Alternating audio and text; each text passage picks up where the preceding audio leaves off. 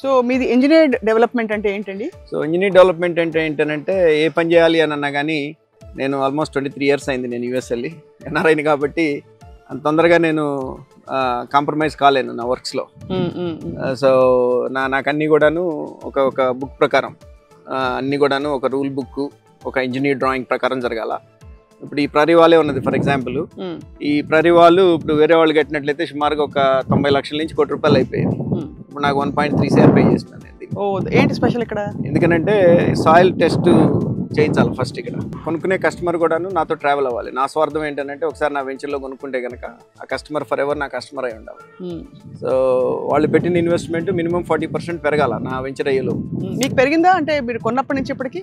డెఫినెట్గానండి. నేను కొన్నప్పుడు ప్రైస్ కను ఇప్పుడు ప్రైస్కి అయితే నేను అమ్మే ప్రైస్ డబుల్ చేసి పెట్టాలి నేను. అది బట్ స్టిల్ నేను ఓల్డ్ ప్రైస్ ఎంత అయితే ఉన్నదో దానికే నేను సెల్ చేస్తాను. చాలా తక్కువ ప్రైస్ అనే చెప్పాలి కంపేర్డ్ విత్ అదర్ వెంచర్స్.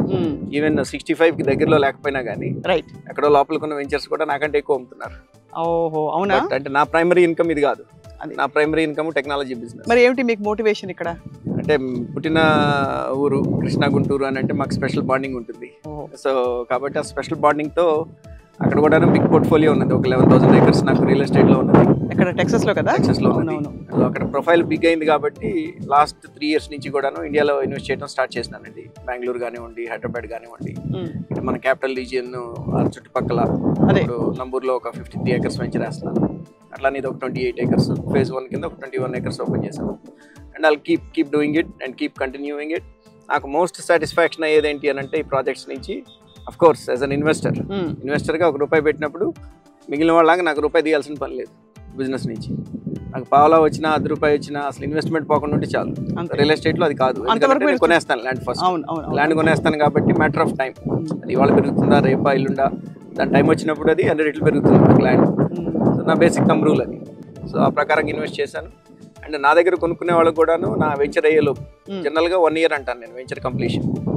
అంటే మేజర్ డెవలప్మెంట్స్ ఉండి క్లబ్ హౌస్లో ఎన్ని కట్టి అట్లా చేయకపోతే కనుక 1 yearలో మీరు సక్సెస్ఫుల్గా ఒక ప్రాజెక్ట్ని కంప్లీట్ చేయొచ్చు. అంటే కొనుక్కున్న దగ్గర నుంచి 1 year ఎండింగ్ లోపు ఫస్ట్లో కొనుక్కున్న వాళ్ళకి ఆ 40% ఎప్రిసియేషన్ ఇవ్వగలిగితే దట్ ఈజ్ మై సక్సెస్. పైన ఎంత అవుతుంది అనేది ఇక మిగిలిన ఆస్పెక్ట్స్ మీద ఉంటుంది. నా డెవలప్మెంట్స్ మీద సంబంధించి 40% అనేది మినిమం అప్రిషియేట్ కావాలి నా దగ్గర కొనుక్కున్న కస్టమర్కి.